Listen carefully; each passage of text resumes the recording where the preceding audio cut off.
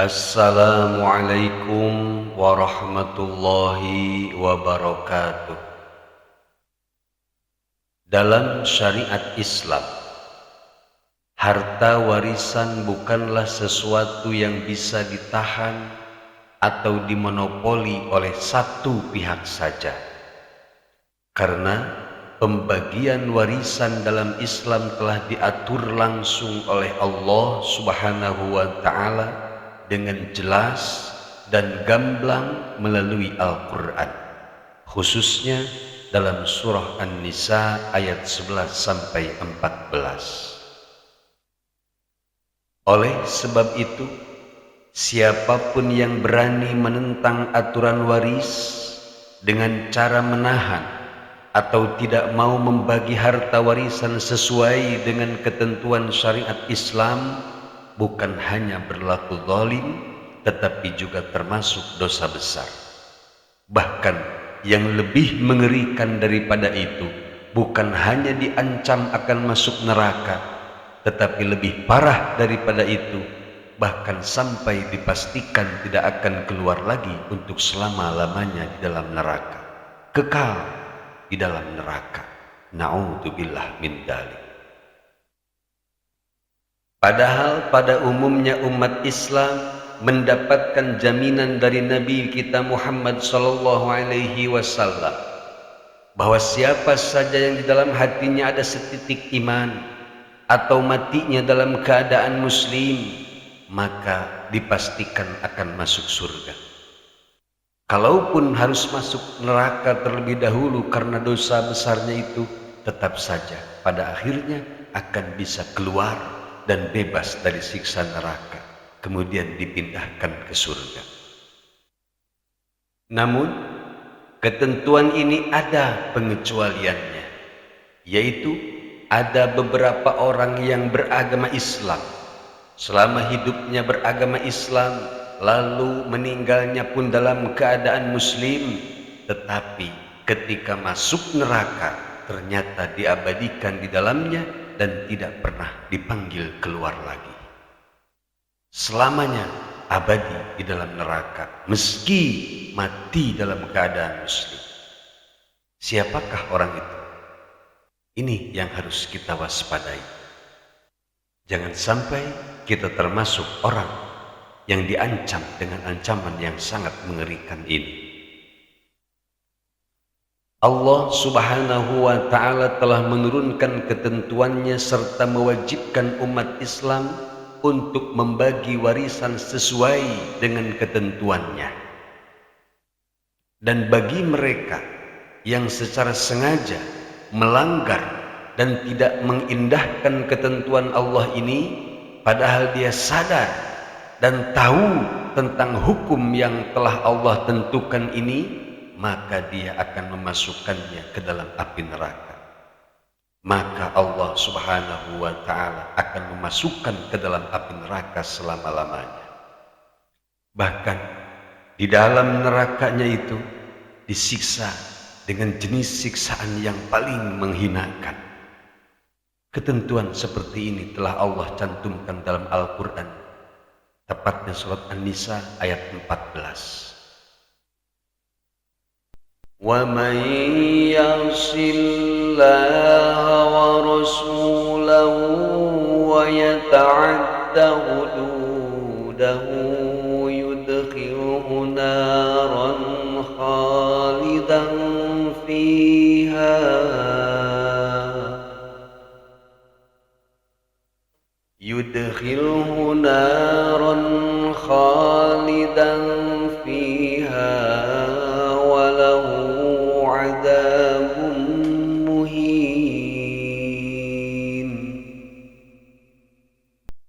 Wallahu a'lamu bimuradih. Dan siapa saja yang mendurhakai Allah dan Rasulnya dan melanggar ketentuan-ketentuannya, yakni hukum-hukum tentang waris, niscaya Allah akan memasukkannya ke dalam api neraka, sedangkan ia kekal di dalamnya dan baginya siksa yang menghinakan. Melalui ayat ini, Allah Subhanahu wa ta'ala telah menyebutkan bahwa membagi warisan adalah bagian dari hudud, yaitu sebuah ketetapan yang bila dilanggar akan melahirkan dosa besar, bahkan di akhirat nanti akan diancam dengan siksaan api neraka kekal selama-lamanya. Imam Al-Qurtubi di dalam tafsirnya Al-Jami' lil Ahkamil Quran jilid yang ketiga halaman 276 beliau menyebutkan, dari sekian banyak maksiat itu terbagi dua. Yang pertama, ada maksiat yang tidak mengakibatkan kekafiran. Dan maksiat yang kedua, yaitu maksiat yang bisa mengakibatkan seseorang terjerumus ke dalam kekafiran. Dan menentang ketentuan Allah dalam hukum waris ini termasuk jenis maksiat yang kedua, yaitu berakibat kepada kekafiran. Sebab yang berada kekal abadi di dalam neraka hanyalah orang-orang kafir saja. Tidak seperti pelaku dosa-dosa lainnya, mereka yang tidak membagi warisan sebagaimana yang telah ditetapkan oleh Allah Subhanahu wa ta'ala tidak akan keluar lagi di dalam neraka, karena mereka telah dipastikan akan kekal selama-lamanya di dalam neraka sambil terus-menerus disiksa dengan siksaan yang menghinakan. Sungguh berat ancaman yang Allah tetapkan bagi mereka yang tidak mau menjalankan hukum waris sebagaimana yang telah Allah tetapkan. Cukuplah ayat ini menjadi peringatan dan ancaman bagi mereka yang masih mengabaikan perintah Allah dalam hal waris. Dan kita memohon kepada Allah Subhanahu wa ta'ala, semoga siksa yang hina dan kekal di neraka jangan sampai menimpa kepada kita semua. Amin ya Allah ya Rabbal Alamin. Kalau kita perhatikan secara seksama,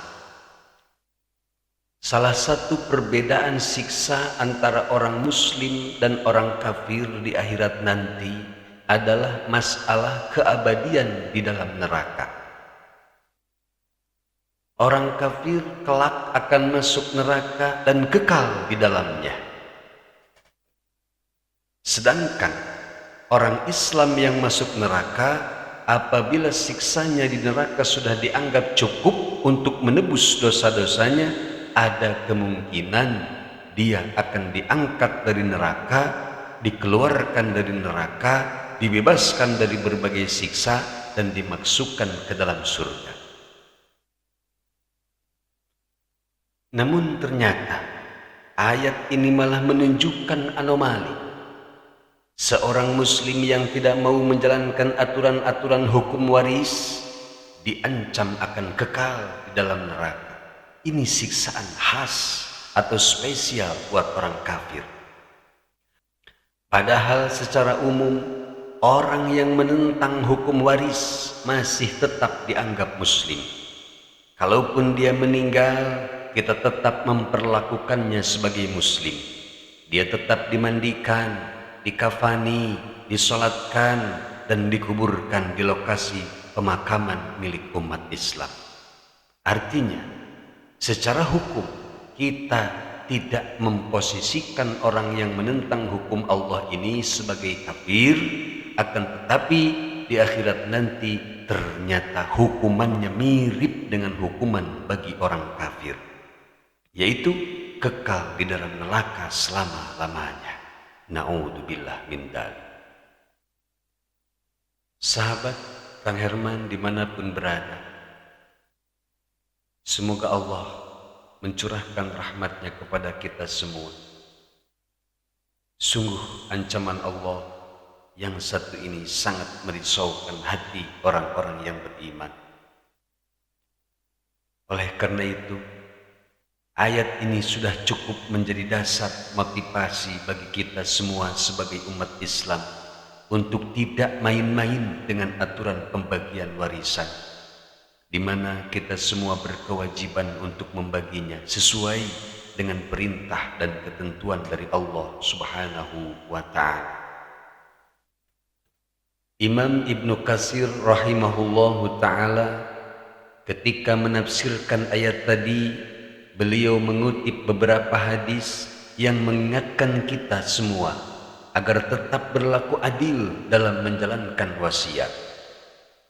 Salah satu hadisnya yaitu an Abi Hurairah radhiyallahu anhu qala Rasulullah sallallahu alaihi wasallam, innar rajula la ya'malu bi amali ahli al-khairi 70 sanah fa idza awsa hafa fi wasiyatihi fayuhtamu bi syarri amalihi fayadkhulun nar.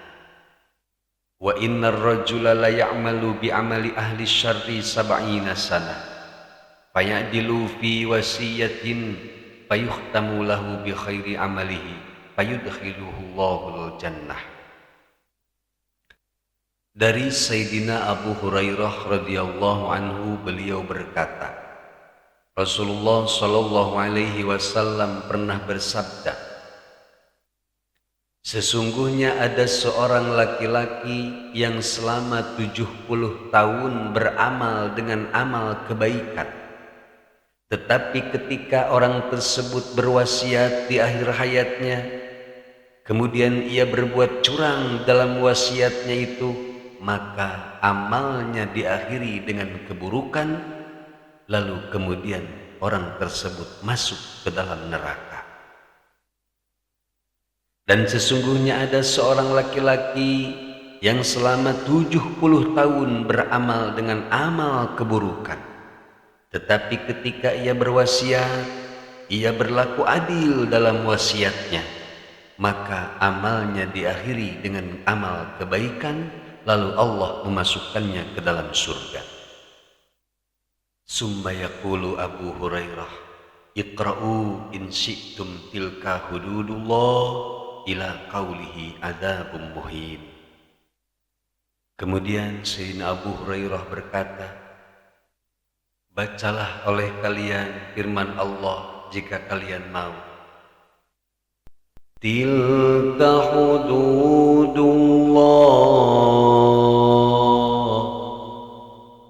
sampai kepada ayat adzabun muhin.